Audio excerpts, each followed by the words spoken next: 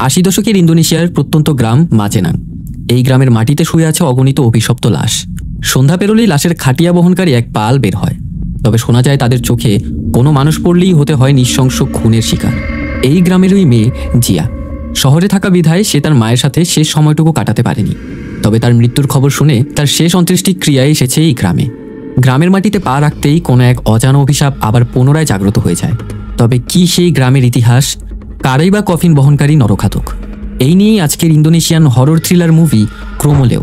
তাছাড়া আমি ইমন, কেমন আছো তোমরা সবাই? আশা করি সবাই খুবই ভালো আছো। And welcome to my channel সিনেহল। এবং ঘটনা শুরু করা যাক। ইন্দোনেশিয়ার ইস্ট জাভানিসে 80-এর দশকে সংঘটিত এবং অসংঘটিত গ্যাংয়ের হত্যাকাণ্ড হয়েছিল। গ্যাংটার নাম ছিল সুগালি, যার অর্থ অবাধ্য শিশুদের সমাজ। তাদের নিয়ে লোকেদের মুখে অনেক ভয়াবহ কথা শোনা যায়। বলা হয় কিছু সুগালিকে গুলি বা ধারালো অস্ত্র দিয়ে মারা অসম্ভব। সবচেয়ে আশ্চর্যজনক বিষয় হচ্ছে এরা সবাই ব্ল্যাক ম্যাজিক করত। এই হত্যাকাণ্ডের মধ্যে এক ব্যক্তিকে মুণ্ডপাত করে মারা হয়। মৃত্যুর আগে সেই লোক এই গ্রামকে অভিশাপ দিয়ে গিয়েছিল এবং বলেছিল তার বংশধর যে অবধি বেঁচে থাকবে সে কাউকেই ছাড়বে না। এই ম্যাসাকার ঘটে গেছে প্রায় 10 বছর হবে। জিয়া তার গ্রামের বাড়ি মাজেনাঙে যাচ্ছে, সাথে তার ঘনিষ্ঠ বন্ধু দিকা। আসলে জিয়ার মা মারা গেছে।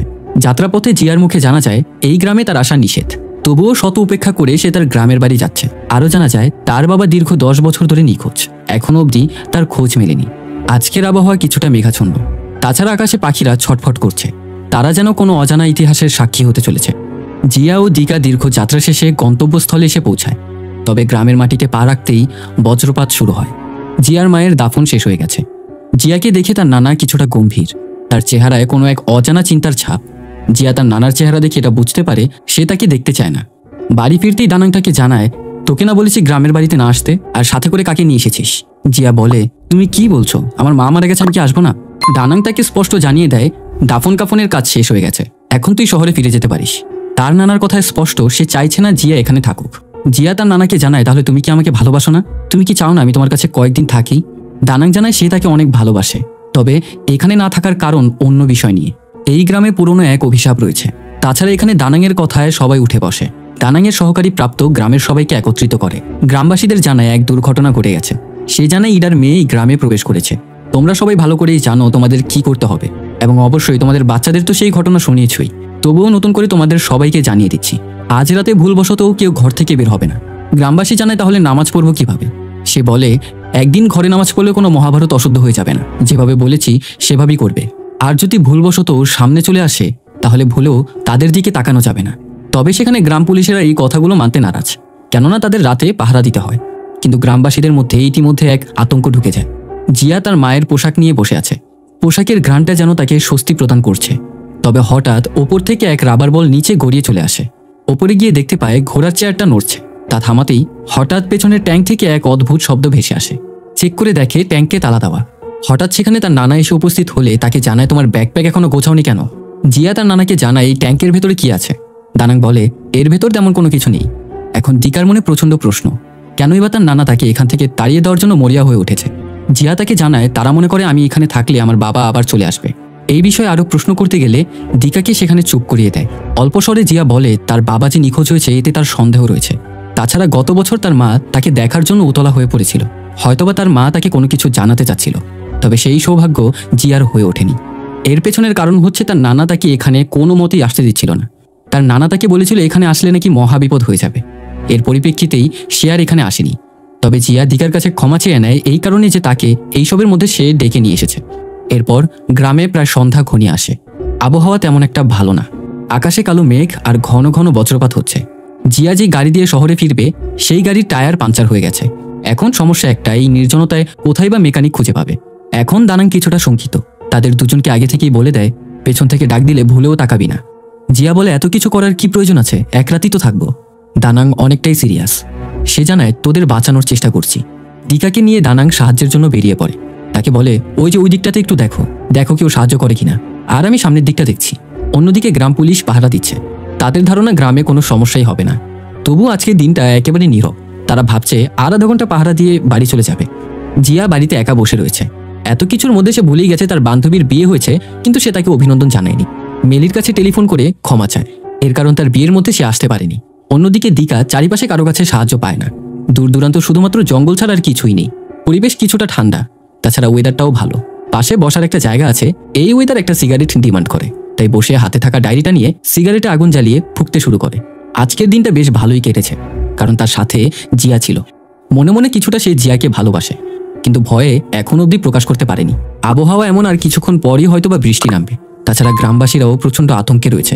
দিকা ডায়েরির পৃষ্ঠা পাল্টাতেই এক অদ্ভুত ড্রয়িং দেখতে পায়, তবে এই ড্রয়িংটা সে করেনি।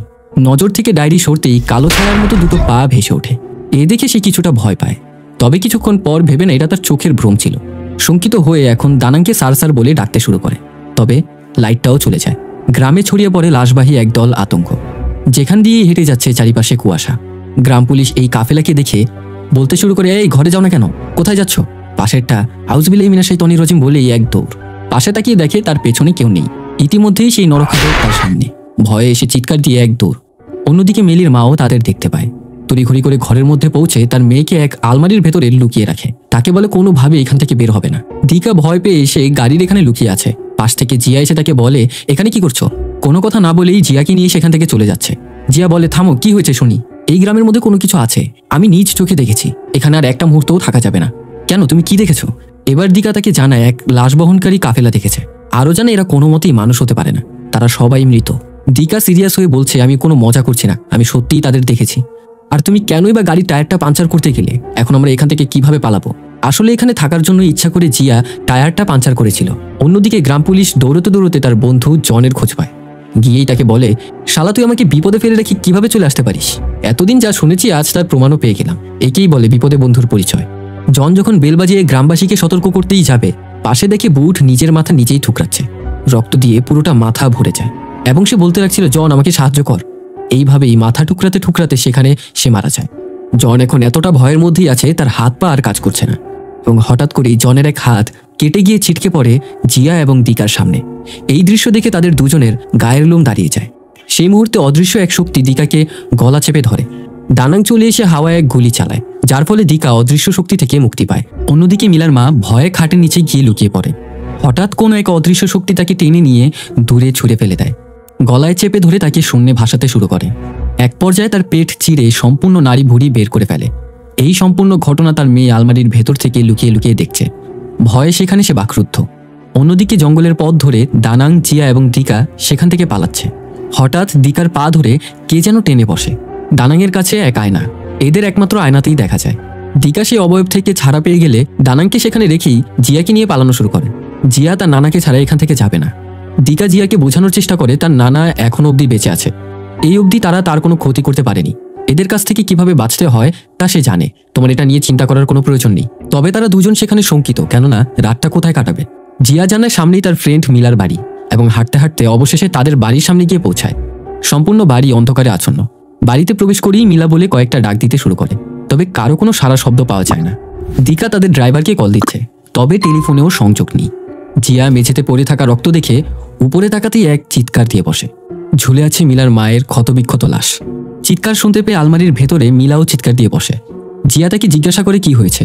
এর উত্তরে মিলা জানায় ক্রোমলেও এসেছে, তারা সেখানে যাওয়ার পথ খুঁজে পাচ্ছে না। দিকা জানায় এখান থেকে যেভাবেই হোক রাতের মধ্যে বেরিয়ে যেতে হবে। আশ্চর্যের বিষয়, এই মধ্যরাতে ঘন জঙ্গলে এক গাড়ি তাদের দিকে এগিয়ে আসছে। হাতে ইশারা করে ডাক দিলেই হঠাৎ তারা লক্ষ্য করে এটা কোনো গাড়ি নয়, বরং এতক্ষণ যা দেখছিল সেটা তাদের ভ্রম ছিল। দিকার অনুভব হলো তার পা একটা নেই। সে কান্নায় ছটফট করতে থাকে।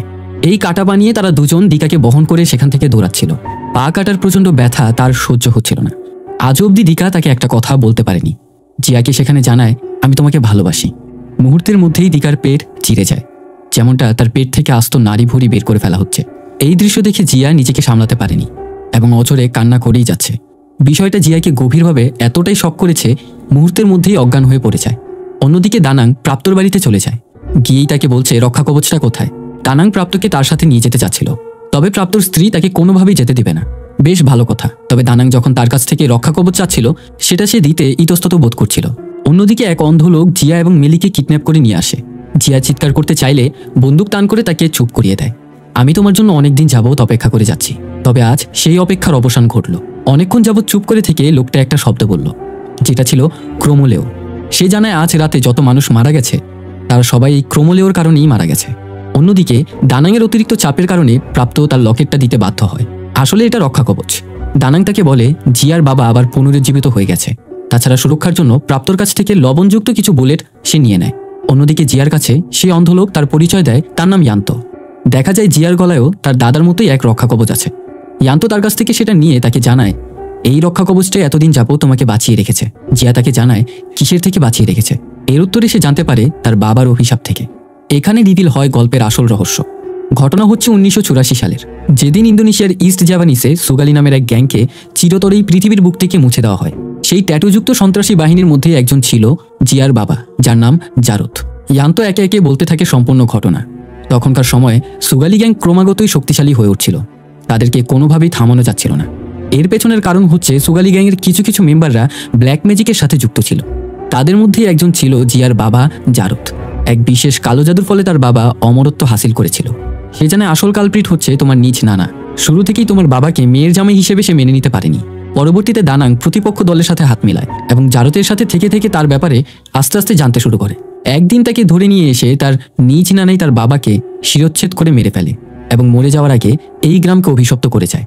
এমনকি সে নিজেও দানাংয়ের সাথে জড়িত ছিল। যখন তার বাবার শিরচ্ছেদ করা হয় সেই সময় সেখানে সে উপস্থিত ছিল। ইয়ান্ত তাকে জানায় তার গলায় যে রক্ষা কবচ আছে সেটা তার বাবার দাঁত দিয়ে তৈরি এবং এর ফলেই এতদিন যাবৎ সে বেঁচে ছিল। তবে সেই ম্যাসাকারে যেই সুগালি মেম্বাররা মারা গেছে তারা সবাই অতৃপ্ত আত্মা হয়ে গ্রামে ঘুরে বেড়ায় এবং তাদেরকেই বলা হয় ক্রোমোলেও। এর অর্থ হচ্ছে গোরখোদক। ক্রোমোলেও তাদেরকেই বলা হয় যারা লাশ খননের কাজ করে অথবা লাশ বহন করে থাকে। যদি ভুলবশত তাদের চোখে চোখ পড়ে যায় তাহলে তার অস্তিত্বই সংকটে পড়ে যায় এবং এই কারণেই ইয়ান্ত নিজের চোখ নিজেই অন্ধ করে ফেলেছে যাতে করে সে তাদের দেখতে না পারে। অন্যদিকে দানাং প্রাপ্তর সাথে কথা বলে ঘর থেকে বের হয়ে গেলে দরজায় আবারও কড়া নড়ার শব্দ। কণ্ঠটা দানাংয়ের। প্রাপ্ত, গেটটা খুলতো, কথা আছে। গেট খুলে বাইরে তাকাতেই দেখে কিছুই নেই। পেছন থেকে প্রাপ্তর স্ত্রী হাতে ইশারা করে কি যেন দেখাতে চেষ্টা করছে। দেখা যায় লাশ বহনকারী পাল তাদের সামনে ঘরের দিকেই ধেয়ে আসছে। এতদিন প্রাপ্তর পরিবারকে রক্ষা করে আসছিল সেই রক্ষা কবচ, তবে দানাং সেটা নিয়ে যাওয়াতে তাদের ওপর ভর করে বসে। প্রাপ্তর স্ত্রীকে গলা চেপে ধরে শূন্য ভাসাতে শুরু করে। বুলেটগুলো দানাং নিয়ে গেছে, যেটা দিয়ে তাদের উপর আক্রমণ করা যায়। পাশের ঘর থেকে তা নিয়ে আসতে গেলেই এসে দেখে তার স্ত্রী আর বেঁচে নেই। ভয়ে বাইরে গিয়ে গেট বন্ধ করে দিতেই ঘুরে দেখে তার সামনেই ক্রমশ আতঙ্কে হাড়হিম হয়ে যাচ্ছে। সেই মুহূর্তেই পা থেকে শুরু করে মাথা অবধি পুরোটা শরীর দু টুকরোতে পরিণত হয়। অন্যদিকে দানাং জিয়াকে তন্ন তন্ন করে খুঁজছে। গাড়িতে পৌঁছে গিয়ে দেখে সেখানে মৃত লাশ পড়ে আছে। হঠাৎ করে মিলির জ্ঞান ফিরে আসলে সে নিজেকে বাধা অবস্থায় দেখতে পায়। কোনো মতে হাতের বাঁধন ছুটাতেই জিয়া এবং ইয়ান্তর কথোপকথন শুনতে থাকে। তাছাড়া ইয়ান্ত সেখানে বলছিল তোমার বাবাকে তোমার নানা দুই টুকরোতে সমাধি দিয়েছিল, তার খুলি একদিকে এবং বডি অন্যদিকে। তাছাড়া সে এর থেকে বাঁচার উপায়ও বলে দেয়। এখন করণীয় হচ্ছে তার খুলি খুঁজে এনে তার বডির সাথে জোড়া লাগাতে হবে। এর ফলে তোমার বাবা রক্তে মাংসে পুনরায় পুনরুজ্জীবিত হবে। তাকে মারার একটি উপায়, সেটা হচ্ছে তার নিজের বংশধরের হাতেই তার মৃত্যু। তোমার নানা চাচ্ছে তোমার মাধ্যমে এই অভিশাপটাকে একেবারে শেষ করে দিতে। ছুরিতে তোমার রক্ত লাগিয়ে তোমার বাবাকে স্ট্যাব করলেই সে মারা যাবে। জিয়া তার কাছে ওয়াদাবদ্ধ হয় যে সে এই অভিশাপ থামাবে, তবেই ইয়ান্ত তা চায় না। এর কারণ হচ্ছে সে নিজেও একজন সুগালি গ্যাংয়ের মেম্বার ছিল। যখন তাদের গ্রুপের মানুষদের মারা হয় তখন এই গ্রামের সমস্ত মানুষ চুপ ছিল এবং ইয়ান্ত চায় এই গ্রামের মানুষ ধুকে ধুকে মরুক। ইয়ান্ত যখন জিয়ার উপর গান পয়েন্ট করে ঠিক সেই মুহূর্তেই তার নানা এসে উপস্থিত হয়। তাদের দুজনের মাঝে প্রচণ্ড ধস্তাধস্তি হয় এবং এক পর্যায়ে সে অক্ষত হয়ে যায়। দানাং তাকে ছাড়িয়ে আনলে জিয়া তার নানার কাছ থেকে সমস্ত ঘটনা জানতে চায়, তবে এর উত্তরে দানাং তাকে কিছুই জানায় না। সে জানায় আমাকে শুধুমাত্র বিশ্বাস করো, পরে তোমাকে সব ঘটনা খুলে বলবো। জিয়া তার কথা মানতে নারাজ এবং সে সব কিছু জানতে চায়। এর উত্তরে দানাং তাকে জানায় তার পিতা কখনোই ভালো ছিল না, সে ব্ল্যাক ম্যাজিক প্র্যাকটিস করত। তাছাড়া ছিল এক সন্ত্রাস বাহিনীর সদস্য। এমনকি তোমার মা এই সত্য জানতে পেরে তাকে প্রচণ্ড ঘৃণা করতে শুরু করে। একে তো সে গ্রামের মধ্যে দাঙ্গা সৃষ্টি করত, দ্বিতীয়ত বড় এক সন্ত্রাসী গ্রুপের সঙ্গে তোমার বাবা ভিড়ে যায়। তাছাড়া তাকে মারার জন্য আমাকে প্রচণ্ড চাপ দেওয়া হচ্ছিল। আমি যদি নিজের হাতে না মারতাম তাহলে তাকে অন্য কেউ মেরে দিত। জিয়া এইসব কথা শুনতে একেবারে নারাজ। সে জানায় আমি এতটুকু জানি আমার বাবা ছোট থাকতে আমাকে অনেক ভালোবাসত, অন্তত সে তার ফ্যামিলিকে ভালোবাসত। তাকে মারার কোনো অধিকার নেই তোমার। কথোপকথনের মাঝে জিয়া তার রক্ষা কবচটাও ছিঁড়ে ফেলে দেয়। ঠিক সেই মুহূর্তেই জিয়ার ওপর আক্রমণ করে বসে সেই ক্রোমোলেওরা। দানাং তাকে বাঁচাতে গেলে কোনো উপায় খুঁজে পায় না এবং এখনই সঠিক মুহূর্ত জারদকে পুনরুজ্জীবিত করা। ইমিডিয়েটলি সে চলে যায় গ্যারেজ রুমে, যেখানে উপরে টানানো রয়েছে জারদের লাশ। অন্যদিকে ক্রোমোলেওরা জিয়ার দিকে ধেয়ে আসছে। এক পর্যায়ে কাছাকাছি চলে আসলে সে ভয়ের সাথে তাদের কফিনটা চেক করতে যায়। গিয়ে সে দেখতে পায় তার নিজের লাশ সেখানে পড়ে আছে। হঠাৎ করে অদৃশ্য দুটো হাত তার গলা চেপে ধরে এবং দেখতে পায় তার বাবারূপী এক রাক্ষসকে। তার গলা চেপে ধরতেই সে জানায় বাবা আমি জিয়া, তবে সে কিছুতেই জিয়াকে চিনতে পারছে না। অন্যদিকে ঘর থেকে তালা দেওয়া ট্যাঙ্কটা সে নিয়ে আসে। এবং দেখা যায় এই ট্যাঙ্কের ভেতর তার নিজের কোনো জিনিস নয়, বরং জারতের অর্ধেক মাথা। জায়গা মতো রেখে রক্ষা কবচ থেকে দাঁতগুলো বের করে তার মুখে ঢুকিয়ে দেয় এবং হঠাৎ করে ইয়ান্তো পেছন থেকে এসে দানাংয়ের ঘাড়ের মধ্যে আঘাত করে বসে। এর ফলে তার ব্লিডিং হওয়া শুরু হয়। সময় মতো জারতের আত্মা তার বডিতে এসে প্রবেশ করলে সে পুনরুজ্জীবিত হয়। ইয়ান্তো তার রশির বাঁধন খুলে দিলেই সে মুক্তি পেয়ে যায় এবং সে জারতের কাছে তার প্রাণ ভিক্ষা চেতে শুরু করে। তবে সে জাগ্রত হওয়ার পর ইয়ান্তোর শরীর থেকে তাজা রক্তগুলো খেয়ে নেয়। তাকে মেরে ফেলার পর গিয়ে পৌঁছায় দানাংয়ের সামনে। কত বছর ধরে দেখি না আপনাকে, আজকের রাতটা আপনার জন্য সময় খুবই ধীর গতিতে চলবে, কেননা আজকে আপনার শাস্তির দিন। জারতের কাছ থেকে জানা যায় আসল ঘটনা। জারতের গ্রুপে ব্ল্যাক ম্যাজিশিয়ান অনেক ছিল, তবে তাদের লিডার এমন এক চর্চা করত যার ফলে সে অমরত্ব হাসিল করতে পেরেছিল। প্রতিপক্ষ দলের এই খবর থেকে অবগত ছিল। কিভাবেই বা এরা অমরত্ব হাসিল করে? এর ফলে তারা দানাংয়ের সাথে চুক্তিবদ্ধ হয়। দানাং তার মেয়ের জামাইকে বলে এই ব্ল্যাক ম্যাজিক সে যেন চালিয়ে যায় এবং এটাকে পারফেক্টভাবে যেন সে আয়ত্ত করে। তবে দানাংয়ের মেয়ে ইডা এই খবর জানতে পেরে তার স্বামীর প্রতি সে মুখ ঘুরিয়ে নেয়, যার ফলে এক পর্যায়ে এই সমস্ত ঘটনা থেকে জারত বেরিয়ে আসে এবং সাধারণ জীবনযাপন করতে থাকে। কিন্তু দানাং মনে করে সে আগের মতোই চলাফেরা করছে, যার ফলে তাকে মারতে সে বাধ্য। তবে তাকে মারার পরে সে আফসোস করতে থাকে, কিন্তু ততক্ষণে দেরি হয়ে যায়। সেখানে জিয়া চলে আসে। তার বাবাকে মানুষ রূপে দেখতে পেয়ে গিয়ে তাকে জড়িয়ে ধরে। জিয়া জানায় তোমার নানার উপর রাগ হওয়াটাই স্বাভাবিক, কিন্তু তাকে তুমি ক্ষমা করে দাও। তবে জারদ তাকে উল্টো বলে তুমি তোমার মায়ের মতো হয়েছ। সেও মানুষদের ক্ষমা করতে ভালোবাসত, কিন্তু এ ক্ষমার যোগ্য নয়। তাকে ধাক্কা দিয়ে সে চলে যায় দানাংকে মারার জন্য। অনেক আকুতি মিনতি করার পরেও তার বাবা তার কথায় রাজি হয় না। এর ফলে শেষমেশ সে বাধ্য হয়ে নিজের রক্ত ছুরিতে ছিটিয়ে তার বাবাকে নিজ হাতে হত্যা করে। অতিরিক্ত ব্লিডিং হওয়ার কারণে দানাংকে সে হসপিটালে নিয়ে যাচ্ছিল। তবে দানাং আন্দাজ করতে পারে সে হয়তোবা আর বাঁচবে না। হঠাৎ করে সেখানে গান নিয়ে মেলি উপস্থিত হয় এবং সে বলে এখানে যা হয়েছে আমি সব শুনেছি। জিয়া, তোমার কারণেই আমার মা মারা গেছে, তোমাকে আমি কোনো মতেই বাঁচতে দেব না। এই বলে তাদের দুজনের ওপরে মেলি গুলি চালাতে শুরু করে। তবে দানাংয়ের কারণে জিয়া বেঁচে গেলেও তার বুকে গিয়ে গুলিটা লাগে। জিয়াকে বাঁচাতে গিয়ে দানাং ছুরি নিয়ে মেলিকে আঘাত করে সেখানেই মেরে ফেলে। জিয়ার শরীর একেবারে অবশ হয়ে গেছে, হয়তোবা একটু পরেই সে মারা যাবে, কিন্তু সে তো মরতে চায় না। সঠিক মুহূর্তেই তার বাবাকে আঘাত করা সেই ছুরিটা নিয়ে তার থেকে রক্ত চেটে খেয়ে নেয় এবং দেখা যায় জিয়াও এখানে ক্রোমলেও হয়ে গেছে, যাকে কিনা কোনো গুলি অথবা ধারালো ছুরি দিয়ে মারা অসম্ভব। মুভির গল্প এখানেই শেষ হয়। তবে পোস্ট ক্রেডিট সিনে আমাদের দেখানো হয় গতকাল রাতে দুর্ঘটনা ঘটে যাওয়া সেই স্থানে কিছু মাফিয়ারা আসে, যেখানে দানাং এবং জারতের বডি সহ আরও দুজনের বডি পড়ে আছে এবং পরীক্ষা নিরীক্ষার জন্য জারতের বডিটা তারা নিয়ে যায়।